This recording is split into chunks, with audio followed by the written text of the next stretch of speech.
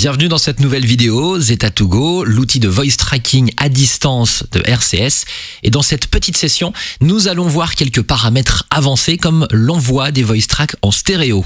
Alors, sur la roue crantée que vous avez dans le module IVT, vous allez avoir quelques paramètres.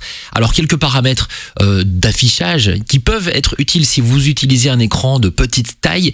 On peut masquer pour tous les modules et donc dans toutes les petites roues crantées que vous avez sur les différents modules, eh bien la barre du haut, ça fait gagner quelques pixels, mais ça peut être intéressant.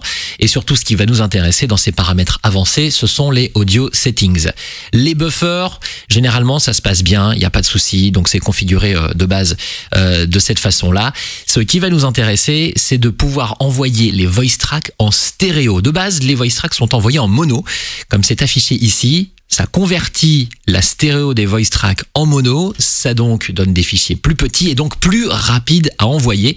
Dans le cas où vous avez que votre voix à envoyer et que les beds, les tapis sont directement dans le log, c'est justement plutôt pratique. Mais si vous envoyez des éléments externes, un cartouchier externe ou même le cartouchier de Zeta2Go, ça peut être intéressant de garder ces fichiers en stéréo et donc on va positionner le curseur sur off. On ne veut pas convertir la stéréo en fichier mono. Une fois que c'est validé, on fait sauvegarder et là, les voice tracks que vous allez produire seront envoyés en stéréo directement à la radio.